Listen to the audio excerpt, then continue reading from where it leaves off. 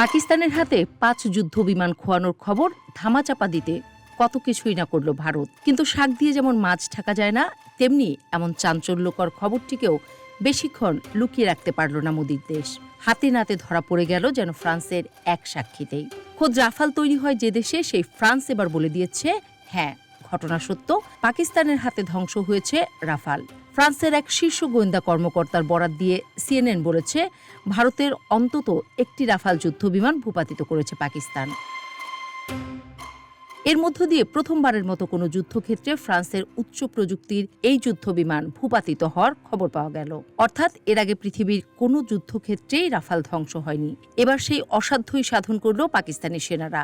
আর এতেই ভারত পড়ে গেছে মহাবিব্রতকর অবস্থায়। ট্রল হচ্ছে সোশ্যাল মিডিয়ায়, আর দক্ষিণ এশিয়ার আকাশের ১ নম্বর খেলোয়াড়ের তকমা বাগিয়ে নিয়েছে ইমরান খানের দেশ, এমনটাই বলছেন বিশ্লেষকরা। ফরাসি ওই কর্মকর্তা সিএনএনকে জানায়, পাকিস্তান একাধিক রাফাল ভূপাতিত করেছে কিনা তা নিয়ে এখন তদন্ত চলমান। পাকিস্তান দাবি করছে ৩টি রাফাল সহ মোট ৫টি যুদ্ধবিমান হারিয়েছে ভারত। কিন্তু ভারত প্রথমে ঘটনা অস্বীকার করলেও পরে ৩টি বিমান ভূপাতিত হওয়ার খবর জানায়। যদিও পরে সেই তথ্যটিও তুলে নেয় ভারত। এর মধ্যেই ফ্রান্স রাফাল ধ্বংসের খবর নিশ্চিত করল। বিশ্লেষকরা বলছেন, এই ঘটনায় ভারতের ইজ্জত সারা বিশ্বের কাছে দারুণ হোঁচট খেল।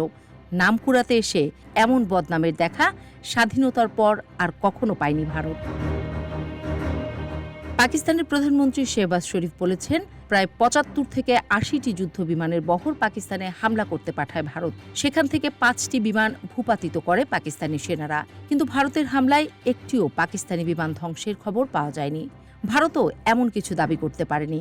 তাই আকাশে পাকিস্তানের কাছে ৫ গোল খেয়ে ভারত বস্তুত স্বীকার করেই নিচ্ছে, পাকিস্তান বড় ভাই রূপকের ছলে, এমনটাই বলছেন বিশ্লেষকরা। ভারতের মোট ৫টি যুদ্ধবিমান ধ্বংস করেছে পাকিস্তান, এমনটাই দাবি করছে দেশটি, যার মধ্যে ৩টি রাফাল, একটি সুখোই এবং একটি মিগ-29। বলা হচ্ছে, চলতি বাজারে ভারতের ৫টি যুদ্ধবিমানের মোট মূল্য দাঁড়ায় $১.৫ বিলিয়নেরও বেশি।